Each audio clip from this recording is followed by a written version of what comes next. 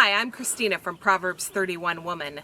If you have deer who are nibbling on your vegetables and you, for whatever reason, can't do expensive deer fencing right now, I have a solution for you that works even where we live in the middle of the woods.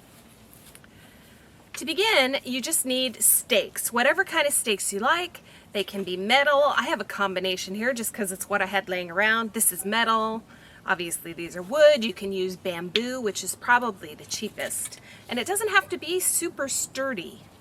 And you're just going to go around your plants. Now this can work for like a raised bed, or you can use it for pots, or like right here I just have some tomatoes growing in front of our greenhouse.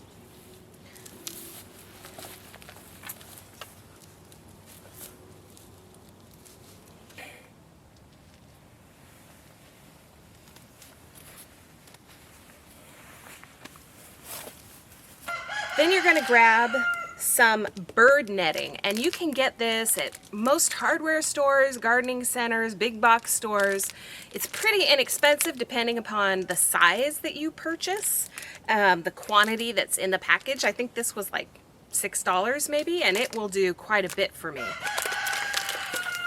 You can see what that looks like. It's not super sturdy. It's just made of plastic. But deer don't like to get tangled up in things, and they tend to stay away from this type of fencing. Now you want to grab whatever you like to use to tie up plants. That could be pieces of twine, pieces of fabric. I happen to have this wire, the coated wire on hand, and I'm going to use that. For some things, you'll want to cover the top of the plant, but these are going to continue to grow, so I'm just going to put it around the plant. I can always cover it later when the tomatoes actually have ripe tomatoes on them. That's pretty much the only thing the deer eat when it comes to tomatoes, at least.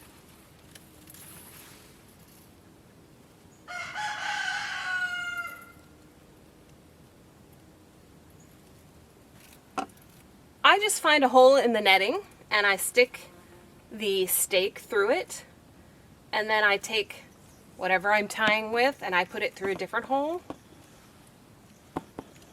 With these I can just twist. If you're using twine or fabric, you can tie it. And I do the top and the bottom.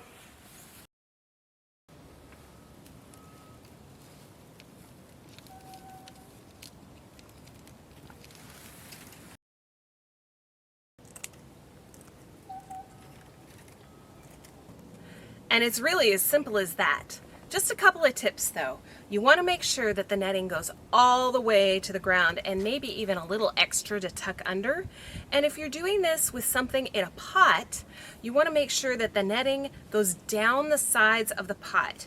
I found out this year if you stop at the top of the pot, some deer, obviously does, maybe fawns, will stick their head underneath and eat the food if it's something they really want.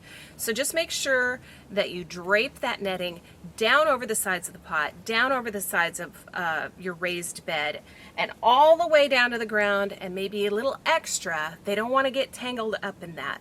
Another thing to bear in mind is that any branches or fruit that stick out of the netting are fair game for the deer. They will eat it. So bear that in mind when you're building your netting, or be willing to sacrifice anything that sticks out. Like I said, once you do the initial netting, you can always move it around. It's really easy to move. You can add more on the top, whatever you need to do.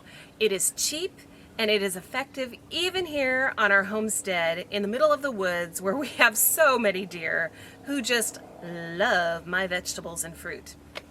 I hope this helps you. I hope you like and subscribe and tell your friends about this channel. See you next time. Bye.